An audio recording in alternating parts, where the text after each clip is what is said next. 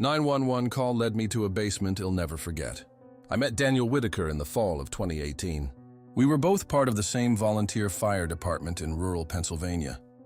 He wasn't the kind of man you forget tall, quiet, the kind whose eyes always scanned the room like he was waiting for something terrible. He never smiled much, but he was kind. And there was never a question where his loyalty stood with his wife, Claire, and their 2 kids, Ben and Ellie. What happened to them wasn't in the papers. You wouldn't find it on the local news or in online forums. But I was there when we responded to the 911 call that night, and I know what I saw. It started with a weird noise. Claire described it as a whisper through the walls. It happened at night. Just after they'd gone to bed, they'd hear someone or something speaking words too distorted to understand. At first, Daniel thought it was just the wind or maybe an animal in the walls. But then Ben started waking up screaming, saying a man without a face was standing at the foot of his bed. They installed cameras. Nothing ever showed up, not even shadows. But the whispers didn't stop. Daniel came to me about it once. He looked like he hadn't slept in days.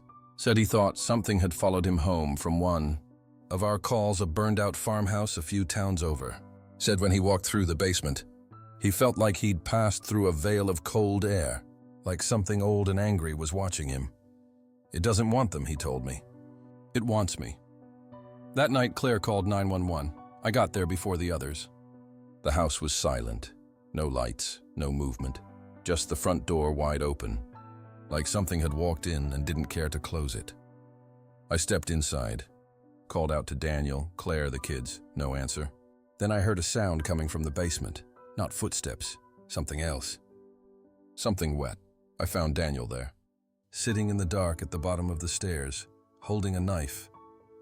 At first I thought he'd hurt himself, but he was uninjured. His hands were shaking. There were markings on the wall symbols, scratched in with what looked like blood.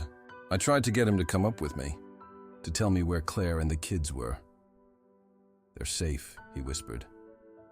I told it I'd go first. He looked at me then, and his eyes were hollow. It promised it wouldn't touch them if I said yes, if I went willingly. Before I could stop him, he plunged the knife into his chest. We found Claire and the kids upstairs. They were alive, shaken but unharmed. Claire kept asking where Daniel was. When I told her, something passed over her face. Not shock, not sorrow, relief.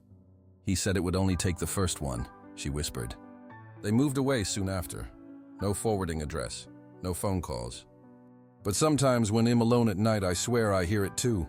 A whisper through the walls, promising safety in exchange for something he'll never get back. And I think about Daniel, how brave he was, how selfless, and how maybe, just maybe, it lied.